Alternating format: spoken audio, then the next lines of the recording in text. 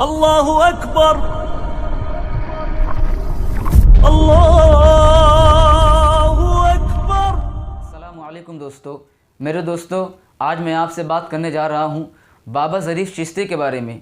वही बाबा ज़रीफ़ चिश्ती जिनको अभी कुछ दिनों पहले सर में गोली मारकर मौत की नींद सुला दिया गया। मेरे दोस्तों, ये बाबा ज़रीफ़ चिश्ती कौन हैं, कहाँ से आए हैं, आज मैं आपको एकदम सच्ची और हकीकत बात बताऊंगा बाबा ज़रीफ़ चिश्ती के बारे में भी और इनके मुरीदों के बारे में भी। मेरे दोस्तों, बाबा ज़रीफ़ चिश्ती तकरीबन आज से 4 साल पहले अफ़गानिस्तान से आए थे हिंदुस्तान के अंदर, और हिंदुस्तान के महाराष्ट्र के एक शहर नासिक के अंदर इन्होंने अपना बसेरा बना लिया और वहीं पे रहने लगे। और नासिक शहर के अंदर रहकर बाबा ज़रीफ़ चिश्ती ये लोगों को दीन की बात बताया करते थे, इस्लाम की बात बताया करते थे। लेकिन जैसे जैसे वक्त गुजरता गया, बाबा ज़रीफ़ चिश्ती के फॉलोअर्स बढ़ते चले गए, इनके मानने वाले बढ़ते चले गए, और वक्त के गुजरने के साथ साथ बाबा ज़रीफ़ चिश्ती ने अपने आप को अवतार बताना शुरू कर दिया, अपने आप को वली बताना शुरू कर दिया, यहाँ तक कि अपने आप को नबियों से भी ज़्यादा ऊंचा बताना शुरू कर दिया। जी मेरे दोस्तों, ये बात तो हो गई बाबा ज़रीफ़ चिश्ती के बारे में। अब मैं बात करने जा रहा हूँ बाबा ज़रीफ़ चिश्ती के मुरीदों के बारे में। मेरे दोस्तों, बाबा ज़रीफ़ चिश्ती को अफ़गानिस्तान से हिंदुस्तान आए हुए सिर्फ 4 साल हुए। इन 4 सालों में बाबा ज़रीफ़ चिश्ती ने हिंदुस्तान के अंदर तकरीबन 3 करोड़ की संपत्ति को इकट्ठा कर लिया। मेरे दोस्तों, सिर्फ 4 सालों के अंदर यहाँ आदमी सुबह से लेकर रात तक गधे की तरह दुकानों पर मेहनत कर रहा है, खेतों में मेहनत कर रहा है, उसके बावजूद 50 लाख का भी मालिक नहीं बन पा रहा है। और यहाँ बाबा ज़रीफ़ सिर्फ 4 सालों के अंदर 3 करोड़ के मालिक बन गए। मेरे दोस्तों, ये कैसे हो गया? ये बाबा के मुरीदों की वजह से हो गया कि बाबा ज़रीफ़ चिश्ती साहब लोगों को थोड़ा सा चमत्कार दिखाते थे और लोग फ़ौरन बाबा के दीवाने बन जाया करते थे।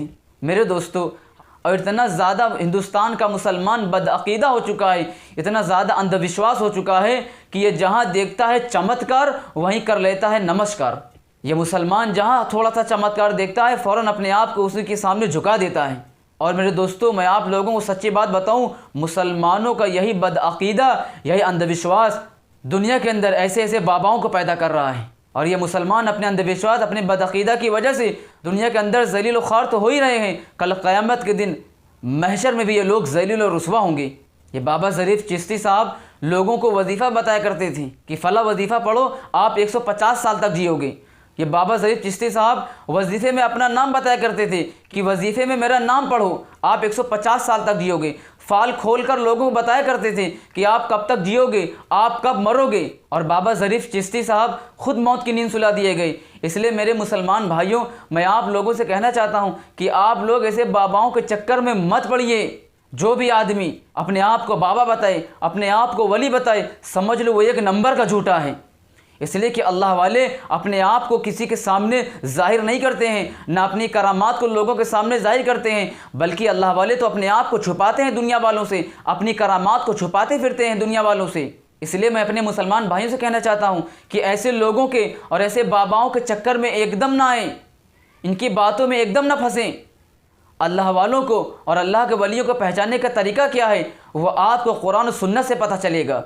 अल्लाह वाले ऐसे सबके सामने अपने आप को जाहिर करते नहीं फिरते हैं, अपनी करामात को ऐसे सबके सामने दिखाते नहीं फिरते हैं, बल्कि अल्लाह वाले तो अपने आप को छुपाते फिरते हैं, अपने करामात को छुपाते फिरते हैं। अल्लाह वालों की सबसे बड़ी निशानी यह होती है मेरे दोस्तों कि अल्लाह वालों की ज़िंदगी 100% शरीयत और सुन्नत के मुताबिक होती है।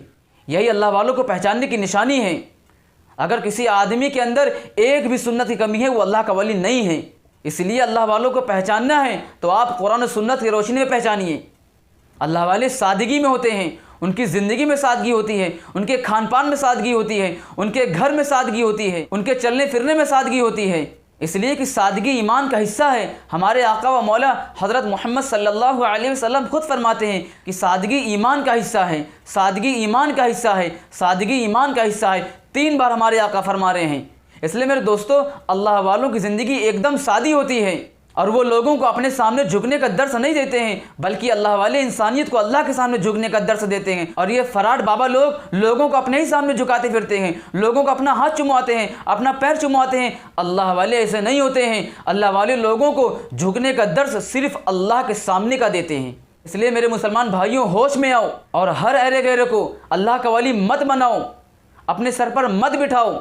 अल्लाह वालों को पहचानना है तो कुरान और सुन्नत की रोशनी में पहचानूँ। बस ये बात आप लोगों को मेरे दोस्तों बतानी थी और आप लोगों को समझाना था। चलता हूँ। अस्सलामु अलैकुम।